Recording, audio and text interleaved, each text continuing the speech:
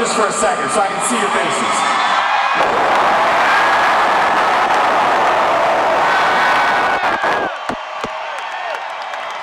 So I want to take a second and tell you guys a little bit about the history of Motley Crue and maybe a couple lessons along the way that we all learned. And most importantly, I wanted to point out that you guys would not be here tonight, and we would not be here tonight if any part of the story that I'm about to tell you didn't actually happen exactly the way I'm going to tell you. So, are you ready? Let's start off by everybody sitting down together. I'm going to do it with you. You record this shit. Go on, you can do it.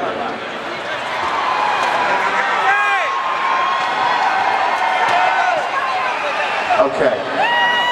So people come up to me all the time, and they have for most of my life, and they always say this thing. And in Motley Crue, in our world, it is not true. People will say, "Hey, Nikki, you know, everything happens for a reason." And I always say, you know what? That's fucking bullshit. Things happen in life because you make a fucking decision to do something. I'm here tonight, and we made a decision along the way to form this band. So I'm going to back up to late 1980, early 1981, and I was a struggling musician in Los Angeles, California. And for me, my dream had pretty much come true. I got on a Greyhound bus in Jerome, Idaho, and took it all the way to Hollywood, California. And all I wanted to do was be in a band. And I was in a band, I was in band rehearsal, and you know, life couldn't be much better at that moment. And for some reason, I have no idea, I made a decision. I looked over at my band, and I said, I don't know why, but I quit. And they were probably happy. But the fact is, I made a decision to do something different in my life. And as I was walking home, I was thinking to myself, well, you don't have a band, you don't have any money, you don't have a job, you don't have a car. But I had this in the back of my head, and that is that there has to be 3 other guys in Los Angeles, California that think like I think, that wants to reach into the heart of the music industry and rip its fucking heart out and change fucking lives. I had no idea where those motherfuckers were, and for no apparent reason, on a Thursday night, I decided to hitch a ride to Hollywood, California, to Santa Monica Boulevard, to the Starwood Club, and I walked through the back door, and there was a drummer on that stage. He was beating the shit out of the drums, skinniest motherfucker I've ever seen in my life. Do you know who that was?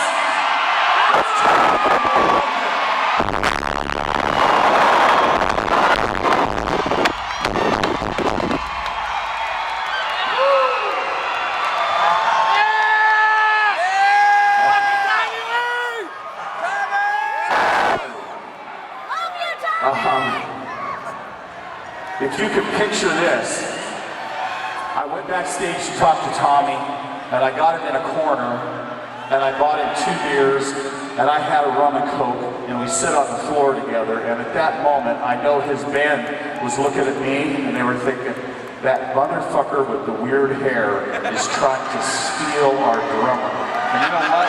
They were fucking right.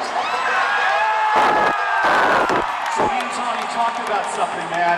We talked about, at that moment in our life, we fucking loved heavy fucking metal. And we talked about something else that was very important and would be important to the fabric of Motley Crue, and is that we also loved fucking punk rock. And we loved the bands that came out of the 70s, like Aerosmith and Black Sabbath. So I think the idea, Tommy made a decision and he quit his band. So we got together at this little house, this girl's house I was living at, and we set up bass and drums. That's all we had, bass and drums, and we had these songs. We had Livewire and Too Fast for Love and On With The Show and Public Enemy #1. I forget, man, that was so many fucking drinks ago. But the thing is, fucking magic was happening right fucking there. And we knew that we needed to do something very fucking important. We needed to make a really big decision. So you know what we did? We went to fucking 7-Eleven to buy some beer.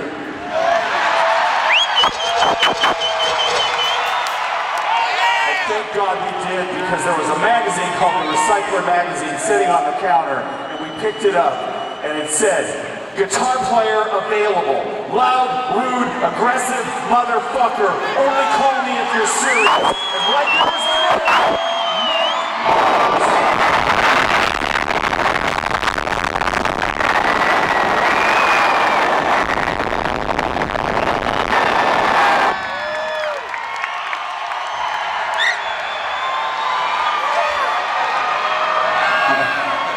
And Mick and Nikki and Tommy were really fucking poor, but Mick showed up, I guess, to the audition with a gallon of fucking schnapps, and we drank the whole fucking thing.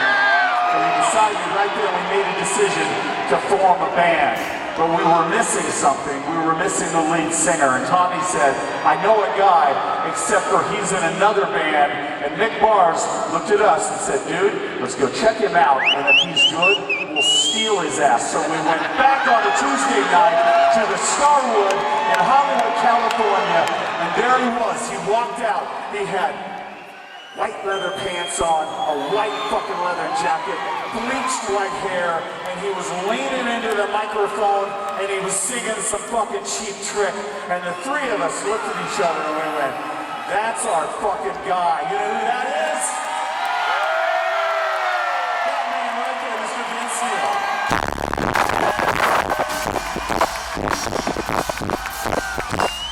Sit down, story time's over.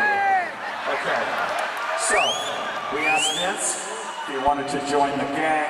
He made a decision and he quit his band. We gathered together $26. That's all the money we had. We went to Burbank, California in a rehearsal space.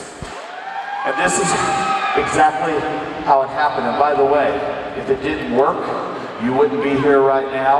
I don't know where you would be. Maybe you'd be at a Mumford & Sons concert or something. But you definitely wouldn't be here. We wouldn't be here. This is how it happened. I handed Vince the lyrics to Livewire, and he looked at them and he goes, "I've got this." Nick picked up his guitar, turned up his amp. Tommy jumped on the drums, started smashing the shit out of those motherfuckers. I picked up this bass, and at that exact moment, it was January 17th, 1981, Motley Crue was born.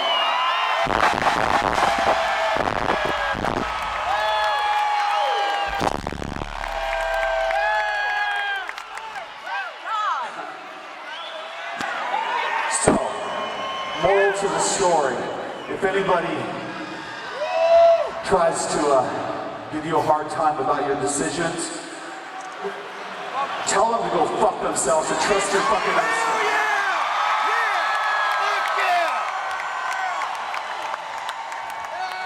And remember these last words, motherfuckers. This is not goodbye. This is not farewell. Because our music is gonna haunt you till the day that you fucking